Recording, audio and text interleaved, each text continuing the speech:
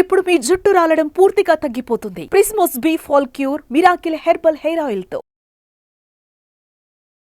నమస్తే, welcome to Suman TV. Thyroid సమస్య అనేది ఎందుకు వస్తుంది? ఈ థైరాయిడ్ సమస్యను గర్భం దాల్చినప్పుడు గుర్తించకపోతే పిల్లల్లో మేధాపరమైనటువంటి సమస్యలు ఏమైనా తలెత్తే అవకాశం ఉంటుందా? ఈ విషయాలపై అవగాహన కల్పించేందుకు మనతో పాటు ఉన్నారు ఎండోక్రినాలజిస్ట్ డాక్టర్ రవిశంకర్ గారు from Apollo hospital, Jubilee hills. నమస్తే సార్. సార్, థైరాయిడ్ పరీక్ష అనేది మనం చేయించుకుంటాం కదా, ఇది దేనిపైన, ఏ అంశాలపైన ఆధారపడి ఉంటుంది? ఇది అంటే కరెక్ట్ రిపోర్ట్ అనేది ఖచ్చితంగా వస్తుందా? కొంచెం బేసిక్స్లోకి వెళ్తే కనుక మన మెడలో ఒక బటర్ఫ్లై షేప్లో ఉండేటువంటి ఒక ఆర్గన్ పేరు థైరాయిడ్ గ్లాండ్. ఈ థైరాయిడ్ గ్లాండ్ థైరాయిడ్ హార్మోన్ని సెక్రెట్ చేస్తుంది. థైరాయిడ్ హార్మోన్స్ అంటే ఏంటి? T4 and T3. వీటిని మనం థైరాయిడ్ హార్మోన్స్ అని చెప్తా ఉంటాం. అట్లానే మన పిచ్యూటరీ గ్లాండ్ మన తలలో ఏదైతే ఉంటుందో అది చాలా చిన్న పీ అంత ఉంటుంది కరెక్ట్గా. అది TSH అనేటువంటి హార్మోన్ని రిలీజ్ చేస్తుంది. అది థైరాయిడ్ గ్లాండ్ మీద పనిచేస్తుంది. ఇది సింప్లిఫైడ్ వర్షన్ అనమాట. సో TSH అనేది ఏమో పిచ్యూటరీ గ్లాండ్ నుంచి వస్తుంది, అది థైరాయిడ్ గ్లాండ్ మీద పనిచేస్తుంది. అప్పుడు థైరాయిడ్ గ్లాండ్ T4 T3 అనేటువంటి థైరాయిడ్ హార్మోన్స్ని రిలీజ్ చేస్తుంది. ఈ థైరాయిడ్ హార్మోన్స్ ఏం చేస్తాయంటే మన శరీరంలో రకరకాలైనటువంటి ఆర్గన్స్ మీద రకరకాలైనటువంటి ఎఫెక్ట్స్ చూపిస్తూ ఉంటాయి. మన బాడీ మెటబాలిజం సరిగ్గా ఉండేది చూస్తాయి. ఇన్ సింపుల్ టర్మ్స్, ఈ థైరాయిడ్ హార్మోన్ కనుక ఎక్కువైతే కూడా సమస్య, తక్కువైతే కూడా సమస్య. ఈ థైరాయిడ్ హార్మోన్ తక్కువైతేనేమో మనం హైపోథైరాయిడిజం అని చెప్తా ఉంటాం. థైరాయిడ్ హార్మోన్ ఎక్కువైతేనేమో హైపర్ థైరాయిడిజం అని చెప్తాం. హైపోథైరాయిడిజం వల్ల వచ్చేటువంటి సిమ్టమ్స్ మనం తీసుకున్నట్లయితే tiredness, weight gain, constipation, dry skin, అట్లానే ఆడవాళ్ళు అయితే కనుక menstrual irregularities, infertility problems, okay, ఇట్లా రకరకాల, ఇంకా అసలు పూర్తిగా కనుక ట్రీట్ చేయకుండా వదిలేస్తే కనుక కోమాలోకి వెళ్ళిపోతూ ఉంటారు. వీటన్ని అంటే ఇంకా చాలా ఉన్నాయి సిమ్టమ్స్, సమయాభావం వల్ల నేను అన్ని చెప్పను. సో ఇవి hypothyroid symptoms. Hyper thyroid symptoms అయితే కనుక రివర్స్ ఉంటాయి. Everything goes fast. అంటే ఏంటి? ట్రెమర్, వణుకుంటాం, ఓకే, పాల్పిటేషన్స్, గుండె దడగా ఉంటాం, చెమటలు ఎక్కువ పడతాం, హీట్ ఇంటాలరెన్స్, అంటే వేడి బాగా ఎక్కువగా ఉన్నట్టు అనిపిస్తూ ఉంటుంది వీళ్ళకి. ఫీవర్ వచ్చి సన్నంగా అయిపోతుంది, బాగా వెయిట్ లాస్ ఉంటుంది. వీళ్ళలో కూడా మెన్స్ట్రువల్ ఇర్రెగ్యులారిటీస్ రావచ్చు, ఇన్ఫర్టిలిటీ సమస్యలు ఉండొచ్చు, బోన్స్ థిన్ అయిపోయి ఉండొచ్చు, హార్ట్ రేట్ చాలా ఫాస్ట్గా ఉండొచ్చు, ఎట్రల్ ఫిబ్రిలేషన్ లాంటివి ఉండొచ్చు, హార్ట్ ఫెయిల్యూర్ ఉండొచ్చు, ఇట్లా పెద్ద లిస్టే ఉంది. సో ఈ సమస్యల్లో కొన్ని సమస్యలు కొంతమందిలో మేనిఫెస్ట్ అవ్వచ్చు. అప్పుడు హైపర్ థైరాయిడిజం ఉందా అని చెప్పి మనం తెలుసుకోవాలి. సో మీరు అడిగినటువంటి సమస్య విషయానికి వచ్చినట్లయితే ఫస్ట్ 18 వీక్స్లో ఫీటస్ తన యొక్క సొంత థైరాయిడ్ హార్మోన్ తనకు ఉండదు. ఫీటస్కి మదర్ నుంచి మాత్రమే థైరాయిడ్ హార్మోన్ వెళ్తుంది. ఇది ఫస్ట్ 18 వీక్స్లో. కాబట్టి ఫస్ట్ 18 వీక్స్లో బ్రెయిన్ డెవలప్మెంట్ కానీ, బాడీలో ఉండేటువంటి ఆర్గన్స్ కానీ ఫీటస్ డెవలప్ సరిగ్గా చేసుకోవాలి అని అంటే థైరాయిడ్ హార్మోన్ సరిగ్గా ఉండాలి. థైరాయిడ్ హార్మోన్ సరిగ్గా ఉండాలంటే ఏంటి? మదర్లో థైరాయిడ్ హార్మోన్ సరిగ్గా ఉండాలి. ఫీటస్కి సరైనటువంటి థైరాయిడ్ హార్మోన్ లభించాలి అంటే. మదర్లో కనుక ఏ కారణం చేతైనా కనుక థైరాయిడ్ హార్మోన్ సరిగ్గా లేకపోతే ఇప్పుడు ఆటోమేటిక్గా ఫీటస్ కూడా థైరాయిడ్ హార్మోన్ సరిగ్గా ఉంది, ఎస్పెషల్లీ ఫస్ట్ 18 వీక్స్. కాబట్టి మనం ఏం చేయాలి? అమ్మకి గనక హైపోథైరాయిడిజం ఉన్నట్లయితే ఎట్టి పరిస్థితుల్లో మనం దాన్ని చాలా జాగ్రత్తగా ట్రీట్ చేసుకోవాలి ప్రెగ్నెన్సీలో. లేనట్లయితే ఫీటస్ కూడా సరైనటువంటి థైరాయిడ్ హార్మోన్ ఉండదు. థైరాయిడ్ హార్మోన్ కనుక లేనట్లయితే కనుక మీరు చెప్పినటువంటి లో IQ రావచ్చు. అలానే వేరే సమస్యలు కూడా రావచ్చు. ఎలా అంటే మిస్క్యారేజ్ రేట్ ఎక్కువగా ఉండొచ్చు, ముఖ్యంగా ప్రీటర్మ్ లేబర్ రిస్క్ ఎక్కువగా ఉండొచ్చు.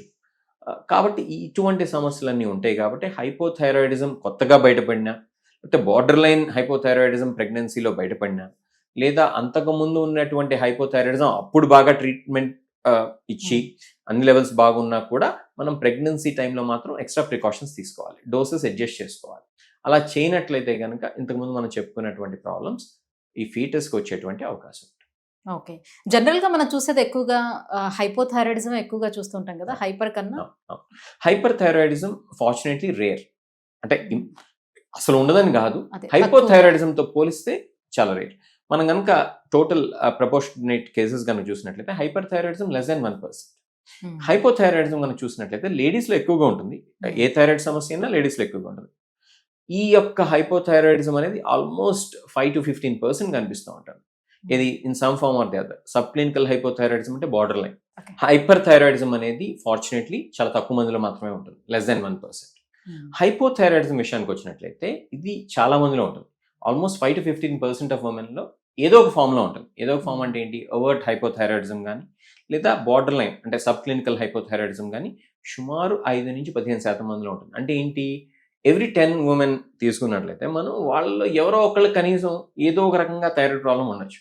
హైపోథైరాయిడిజం కావచ్చు, సబ్క్లినికల్ హైపోథైరాయిడిజం కావచ్చు, ప్రెగ్నెన్సీలో ఆ border line thyroid blood test రావడం కావచ్చు. అంటే అంత కామన్ అనమాట థైరాయిడ్ ప్రాబ్లమ్స్ అనేవి. అంటే ముఖ్యం మదర్కి ఇప్పుడు థైరాయిడ్ ఉంది అని అంటే పుట్టే పిల్లలకి కూడా వచ్చే అవకాశం ప్రతి ఉంటుందా? ఒక్కరికి ఉండాలని లేదు. కాకపోతే పేరెంట్స్లో కనుక హైపోథైరాయిడిజం ఉన్నట్లయితే మీరు చెప్పినట్టు పిల్లలకు కూడా హైపోథైరాయిడిజం అట్ సమ్ పాయింట్ వచ్చేటువంటి రిస్క్ కొంచెం ఎక్కువగా ఉంటుంది. అంత మాత్రాన పేరెంట్స్లో లేనంత మాత్రం పిల్లల్లో రాకూడదని కాదు. అంటే పెద్దవాళ్ళలో కూడా, అంటే చిన్నపిల్లల్లో రావచ్చు, పెద్దవాళ్ళలో కూడా రావచ్చు హైపోథైరాయిడిజం. కానీ ఏ స్టేజ్లో వచ్చినా కూడా పేరెంట్స్లో కనుక ఉన్నట్లయితే కనుక హైపోథైరాయిడిజం ఆ రిస్క్ పిల్లల్లో కూడా కొంచెం ఎక్కువ. సరే, వీళ్ళు మందులు వాడుతున్నా కూడా మాకు అసలు కంట్రోల్లో ఉండట్లేదా లెవెల్స్ అని చాలా మంది చెప్తూ ఉంటారు. దానికి వీళ్ళు చేస్తున్నటువంటి మిస్టేక్స్ ఏమైనా ఉంటాయా? దేని వల్ల అది కంట్రోల్ అవుతుంటారు? ఒకటి, అంటే చాలా మిస్టేక్స్ జరగచ్చు. ఒకటి సెల్ఫ్ మెడికేషన్, సొంతంగా వీళ్ళే డోసెస్ అడ్జస్ట్ చేసుకుంటాం. అది చాలా మంది చేస్తూ ఉంటారు. దానివల్ల అన్ఫార్చునేట్లీ అప్ అండ్ డౌన్ అవుతూ ఉంటుంది థైరాయిడ్ హార్మోన్ లెవెల్స్. ఒకటి. రెండోది, బ్రాండ్స్ మారుస్తూ ఉంటారు. ఒకసారి ఒక కంపెనీ బ్రాండ్, ఇంకోసారి ఇంకో కంపెనీ బ్రాండ్. ఆల్దో థియరీ ప్రకారం అన్ని company brands exact same dosage ఉండాల్సిన కూడా కొంత మైనర్ ఫ్లక్చుయేషన్ ఉందని చెప్పి చాలా స్టడీస్లో బయటపడి, కాబట్టి ఎప్పుడు ఒకే బ్రాండ్ ఫిక్స్ అవడం మంచిది. మూడోది, ఫేక్ థైరాయిడ్ మెడికేషన్స్ కూడా ఈ మధ్య పట్టుకున్నారు. ఒక 1 year బ్యాక్ అది బాగా సర్క్యులేషన్లోకి వచ్చింది. మూడోది. నాలుగోది, వీళ్ళు చాలామంది ఏం చేస్తారంటే పేషెంట్స్ తీసుకునేటప్పుడు థైరాయిడ్ టాబ్లెట్ ఎప్పుడు పడితే అప్పుడు వేసుకుంటూ ఉంటారు. అలా కాకుండా పొద్దున్నే పరగడుపుని మాత్రమే వేసుకోవాలి, అంటే ఎంటీ స్టమక్లో. అది వేసుకున్న తర్వాత చాలామంది కాఫీ టీ టిఫిన్ చేసేస్తూ ఉంటారు విత్ ఇన్ 1 hour. అది చేయకూడదు. 1 hour దాకా కాఫీ టీ టిఫిన్ ఏమి తినకూడదు, మంచిది తాగొచ్చు అంతే. ఇదొక మిస్టేక్. ఇంకొక మిస్టేక్ ఏంటంటే కాల్షియం సప్లిమెంట్స్ కానీ, ఐరన్ సప్లిమెంట్స్ కానీ, మల్టీవైటమిన్స్ కానీ ఇవి విత్ ఇన్ 3-4 hours లోపు వేసేసుకుంటూ ఉంటారు.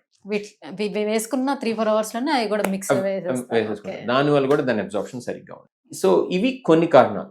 అంటే వాళ్ళు వేసుకునేటప్పుడు కూడా ఆ టాబ్లెట్ ని తడి చేత్తో వేసుకోవటం వల్ల కూడా దాని పవర్ తగ్గుతుంది, ఇలాంటి ఏవో విన్నాను. అది పెద్ద ఉండదు. యూజువల్ గా నీళ్ళలో కలుపుకుని అయితే ఎవరు దాగరు కాబట్టి దట్స్ ఓకే. యూజువల్ గా జరగదు అది. ఇంకా చెప్పాలంటే ఇంకా మిస్టేక్ చేస్తే మన వాళ్ళు ఎక్కడ పడితే అక్కడ పడేస్తూ ఉంటారు డబ్బాలు. ఆ ఎండకి డైరెక్ట్ గా ఎక్స్పోజ్ అవుతా ఉంటాయి. యూజువల్ మీరు చదివినట్లయితే థైరాయిడ్ టాబ్లెట్ అనే కాదు, ఏ టాబ్లెట్ అయినా సరే store in a cool dry place అనేది రాసి ఉంటుంది దాని మీద. మన వాళ్ళు ఏంటి ఎక్కడ పడితే అక్కడ మంచి, మన సమ్మర్లో తెలుసు కదా 40 degrees దాటిపోద్ది టెంపరేచర్. అక్కడికి మంచి ఎండ పడతా ఉంటుంది, అక్కడేమో టాబ్లెట్స్ ఉంటాయి, అన్నీ ఉంటాయి. కాబట్టి ఆ మందులు సరిగ్గా పనిచేయకపోవచ్చు. నేను ఊరికి ఎగ్జాంపుల్ ఇస్తున్నాను. అది కామన్ కాజ్ అని నేను చెప్పట్లేదు, బట్ అది కూడా ఒక కాజ్ కావచ్చు. తీసుకెళ్ళి ఫ్రిడ్జ్ మీద స్టెబిలైజర్ మీద పెడతా ఉంటారు. ఇంకా అది ఎందుకు పనిచేస్తాయండి మందు? కాబట్టి మందుల్ని మనం ఎలా స్టోర్ చేయాలో అలా స్టోర్ చేయాలి. కొంతమంది తీసుకెళ్ళి ఇంకా తెలివిగా ఫ్రిడ్జ్లో పెడతా ఉంటారు. దాని మీద ఎంత టెంపరేచర్లో స్టోర్ చేయాలంటే అంత టెంపరేచర్లోనే స్టోర్ చేయాలి. మామూలుగా దాచిపెడితే సరిపోతుంది. అది ఎండలోనూ పెట్టక్కర్లేదు, అలా అని చెప్పి తీసుకెళ్ళి ఫ్రిడ్జ్లోనూ పెట్టక్కర్లేదు. థైరాయిడ్ టాబ్లెట్ అనే కాదు, ఏదైనా సరే దాని మీద ఎలా రాసి ఉంటే అలానే మనం స్టోర్ చేసుకోవాలి. కాబట్టి ఇట్లాంటి చిన్నపాటి జాగ్రత్తగా పాటించినట్లయితే యూజువల్గా ఇంతకుముందు మీరు చెప్పినటువంటి హై ఫ్లక్చుయేషన్స్ ఏవైతే ఉన్నాయో అవి రాకుండా ఉంటాయి. కొంతమందిలో ఏంటంటే మాల్ అబ్జార్ప్షన్ ఉంటుంది, సీలియాక్ డిసీజ్ ఉంటుంది. కొంతమందిలో అయితే కనుక వేరే మెడికేషన్స్ వాడుతూ ఉంటారు వాళ్ళు. For example anti epileptic medications. అట్లాంటివి వాడటం వల్ల కూడా ఈ థైరాయిడ్ డోసేజ్ అనేది సరిపోదు. అలానే కొంతమంది ప్రోటాన్ పంప్ ఇన్హిబిటర్స్ మీద ఉంటారు. అంటే ఏంటంటే ఎసిడిటీ తగ్గించడం కోసం అని చెప్పి చాలా మంది వాడుతూ ఉంటారు. యాక్చువల్గా అబ్యూజ్ చేస్తూ ఉంటారు మన ఇండియాలో, తెలుసో తెలియకు. ఆ టాబ్లెట్స్ వల్ల కూడా ఈ యొక్క థైరాయిడ్ టాబ్లెట్ అబ్జార్ప్షన్ అనేది తక్కువగా ఉంటుంది. ఎందుకంటే ఎంతో కొంత యాసిడ్ అనేది మన స్టమక్లో అవసరం ఈ థైరాయిడ్ టాబ్లెట్ అబ్జార్ప్షన్. సో అక్కడ ప్రాబ్లం ఉన్నా కూడా దీని మీద చూపిస్తూ ఉంటారు. కాబట్టి కారణం ఏదైనా సరే చివరికి ఫైనల్ ఎఫెక్ట్ ఈ థైరాయిడ్ టాబ్లెట్ అబ్జార్ప్షన్ మీదే ఉండొచ్చు. కాబట్టి నేను చెప్పొచ్చేది ఏంటంటే మనం జాగ్రత్తగా కామన్ సెన్స్ని వాడుకోవాలి. ఎక్కువసార్లు డాక్టర్ ఎంత డోస్ చెప్తే అంత డోస్. సో ఎక్కువ కాలం నుంచి థైరాయిడ్ ప్రాబ్లం తోటి సఫర్ అయ్యే వాళ్ళల్లో అల్జీమర్స్ వచ్చే ఛాన్స్ ఏమైనా ఉంటుందా? అది అల్జీమర్స్ అని డైరెక్ట్గా ఏమీ లింక్ ఉన్నట్టు నాకైతే తెలియదు. కాకపోతే ఇక్కడ మనం తెలుసుకోవాల్సింది ఏంటంటే హైపోథైరాయిడిజం కనుక అన్ట్రీటెడ్గా ఉంటే చాలా రకాలైనటువంటి ప్రాబ్లమ్స్ రావచ్చు. అది బ్రెయిన్ సరిగ్గా పని చేయకపోవడం దగ్గర నుంచి, ఇది పెరికార్డియల్ ఎఫ్యూజన్ అంటే హార్ట్ చుట్టూ ఫ్లూయిడ్ రావటం దగ్గర నుంచి, హార్ట్ ఫెయిల్యూర్ రావటం దగ్గర నుంచి, మీకు అంటే కోమాలోకి వెళ్ళిపోయి, నేను దురదృష్టవశాత్తు ఒక డెత్ని కూడా చూశాను యూకేలో నేను పనిచేసేటప్పుడు. అన్ఫార్చునేట్లీ ఒక సైకోసిస్ ఉన్నటువంటి ఒక లేడీ, ఆమె టాబ్లెట్స్ తీసుకుంటే మానేసింది. మేము అడ్మిట్ చేసి ఇచ్చేవాళ్ళం. ఇది అక్కడ ఉన్నటువంటి కొన్ని సెక్షన్స్ వాడుకొని బలవంతంగా ఇచ్చేవాళ్ళం. బట్ ఒక స్టేజ్ తర్వాత ఆమె ఫాలోఅప్ అసలు పూర్తిగా పోయింది. She stop taking the tablets all together and she unfortunately died. కాబట్టి అంత తీవ్రతరంగా కూడా కాన్సిక్వెన్సెస్ ఉండొచ్చు. కాబట్టి మనం ఎట్టి పరిస్థితుల్లో ఈ థైరాయిడ్ టాబ్లెట్ అవసరమైతే మాత్రం మానేయకూడదు. అది అన్నీ మనకు ఒకేసారి కూడా కనిపించవు కాన్సిక్వెన్సెస్ ఇమీడియట్‌గా. కొన్ని మంత్స్ అండ్ ఇయర్స్ తర్వాత కనిపించొచ్చు. అది ఇన్ఫర్టిలిటీ కావచ్చు, మెన్స్ట్రువల్ ఇర్రెగ్యులారిటీస్ కావచ్చు, స్కిన్ థిక్ అయిపోవడం కావచ్చు, హెయిర్ ఫాల్ ఉండటం కావచ్చు, వాయిస్ మారిపోవడం కావచ్చు, హోర్స్ వాయిస్, ఇలా రకరకాలైనటువంటి చేంజెస్. సింపుల్ ₹1 టాబ్లెట్ హైపోథైరాయిడిజంకి వాడేటువంటి థైరాక్సిన్ టాబ్లెట్ ఏదైతే ఉందో అది సరైనటువంటి డోస్‌లో వేసుకోకపోవడం వలన వచ్చేటువంటి ప్రాబ్లమ్. అలా కొంతమంది ఏం చేస్తారంటే, అరే ఇది టాబ్లెట్ మనం సొంతంగా ఎందుకు అడ్జస్ట్ చేసుకోకూడదని హైయర్ డోసెస్ వాడేస్తూ ఉంటారు బై మిస్టేక్. హైయర్ డోసెస్ వల్ల ఏంటి, రెగ్యులర్ హార్ట్ రేట్ రావచ్చు, బోన్స్ థిన్ అయిపోవచ్చు, హైపర్ థైరాయిడిజం లక్షణాలని, సిమ్టమ్స్ అన్ని కనిపిస్తూ ఉండొచ్చు. కాబట్టి చెప్పొచ్చేది ఏంటంటే, మీరు సొంతగా అయితే డోసెస్ అడ్జస్ట్ చేసుకోవద్దు. గూగుల్ని చూసో, యూట్యూబ్లో వీడియోస్ చూసో చేసేటువంటి ట్రీట్మెంట్ అయితే మెడిసిన్ కాదు. ఓకే. కాబట్టి మీ డాక్టర్ ఎంత డోస్ వేసుకోమంటే, ఎంత పీరియాడిక్గా ఆ టెస్ట్ చేయించుకోమంటే అంత పీరియాడిక్గా చేయించుకోండి. ఆ డోసెస్ మాత్రమే వాడండి. సార్ సమ్‌టైమ్స్ బ్లడ్ రిపోర్ట్స్ అన్నీ కూడా నార్మల్ వచ్చాయి. అంతా బావుంది అన్నీ కనిపిస్తూ ఉన్నా కూడా మన థైరాయిడ్ గ్లాండ్ దగ్గర మనకి వాపు అనేది చూస్తే సో థైరాయిడ్ ఇష్యూ ఉన్నట్టుగా లేకపోతే థైరాయిడ్ క్యాన్సర్ ఉందని మనం భావించొచ్చా? ఎట్లా చూడొచ్చు? ఇప్పుడు థైరాయిడ్ గ్లాండ్‌లో మిగతా గ్లాండ్స్‌లో ఎలా అయితే క్యాన్సర్స్ రావచ్చో అందులో కూడా రావచ్చు. నాడ్యూల్స్ కూడా రావచ్చు. కొన్ని ఇన్సిడెంటల్‌గా పిక్ అవుతాయి. కొన్ని అయితే కనుక స్నానం చేసినప్పుడు ఇలా మనం క్లీన్ చేసుకునేటప్పుడు తెలుస్తుంది. కొన్ని అయితే ఫ్రెండ్స్ చెప్తారు, అరే నీకేంటి అక్కడ ఉబ్బెత్తుగా ఉందని, లేకపోతే రిలేటివ్స్ చెప్తారు. సో ఇలా బయటపడతాం అనేది కూడా మనం చూస్తుంటాం. ఏది థైరాయిడ్ నాడ్యూల్స్ కానీ, థైరాయిడ్ క్యాన్సర్స్ కానీ. అన్ని థైరాయిడ్ నాడ్యూల్స్ క్యాన్సర్స్ కాదు, కొన్ని మాత్రం క్యాన్సరస్ కింద మారచ్చు. ఓకే, అబౌట్ 5% ఆఫ్ నాడ్యూల్స్ అనుకోండి రఫ్లీ. ఓకే, సో మనం వీటిని ఎలా చేయాలి అంటే, మనం నీడిల్ టెస్ట్ చేసి అందులో క్యాన్సర్ ఏమైనా ఉందా లేదా, అలానే అల్ట్రాసౌండ్లో ఎలాంటి ఫైండింగ్స్ ఉన్నాయి, అలానే చాలాసార్లు ఏంటంటే ఇన్సిడెంటల్గా వేరే టెస్ట్ చేసినప్పుడు, సిటీ స్కాన్ చెస్ట్ చేసినప్పుడు, సిటీ స్కాన్ నెక్ చేసినప్పుడు వేరే కారణాల కోసం ఇది బయటపడతా ఉంటుంది. లేకపోతే డాప్లర్ అల్ట్రాసౌండ్ అనేది చేస్తూ ఉంటారు నెక్ కెరోటిడ్స్, అది చేసినప్పుడు ఇది బయటపడతా ఉంటుంది. అట్లా ఇన్సిడెంటల్ ఫైండింగ్స్ కూడా కొన్ని ఉంటాయి. కాబట్టి కారణం ఏదైనా సరే నాడ్యూల్స్ కనుకుంటే వాటిని ఫర్దర్ ఇన్వెస్టిగేట్ చేసుకోవాలా, చేసుకుంటే ఎంత ఎక్స్టెండ్ చేసుకోవాలి, నీడిల్ టెస్ట్ ఏమైనా చేయించాలా, చేస్తే అది క్యాన్సరసా కాదా, ఇట్లాంటివన్నీ మనం కన్సిడరేషన్లో తీసుకోవాలి. సో ఏదైనా సిచ్యువేషన్లో థైరాయిడ్ గ్లాండ్ తీసేయాల్సి వచ్చినప్పుడు తీసేస్తే ఏమైనా సమస్య ఉంటుందా? ఫర్దర్గా వాళ్ళకి ఏమైనా ఎదుర్కొనే సమస్యలు ఉంటాయా? సో థైరాయిడ్ గ్లాండ్ ఎంత మేరకు తీసేసాం అనే దాన్ని బట్టి సమస్య రావచ్చు. ఒకవేళ మొత్తం కనుక తీసేసామనుకోండి క్యాన్సర్ వల్ల, అప్పుడు మనం థైరాయిడ్ టాబ్లెట్ రూపంలో మనం ఆ హార్మోన్ ఏదైతే తక్కువ ఉందో దాన్ని రిప్లేస్ చేసుకోవాల్సి రావచ్చు. అట్లనే ఒక్కొక్కసారి ఈ యొక్క థైరాయిడ్ గ్లాండ్ తీసేస్తే పక్కనే ఉండేటువంటి పారాథైరాయిడ్ గ్లాండ్స్ కూడా టెంపరీగా ఎఫెక్ట్ కావచ్చు, పర్మనెంట్గా కూడా ఎఫెక్ట్ కావచ్చు. కాబట్టి మనం దానికి సంబంధించి క్యాల్సిట్రయాల్ లాంటి మందులు వాడుకుంటాం, కాల్షియం సప్లిమెంట్స్ వాడుకుంటాం కూడా టెంపరీగా లేదా లాంగ్ టర్మ్లో చేసుకోవాల్సి రావచ్చు. కాబట్టి ఎంత ఎక్స్టెండ్ తీశారు, ఎందుకు తీసేశారు అనే దాన్ని బట్టి కూడా ఆ రిప్లేస్మెంట్ అనేది depend. Thank you so much sir. Thyroid అనేది అసలు ఎన్ని రకాలుగా ఉంటుంది, దాన్ని ఏ రకంగా మనం కంట్రోల్ చేసుకోవాలి, మెడిసిన్స్ అనేది ప్రాపర్గా ఎలా తీసుకోవాలి, విషయాలన్నీ తెలియజేసినందుకు thank you. It's a pleasure.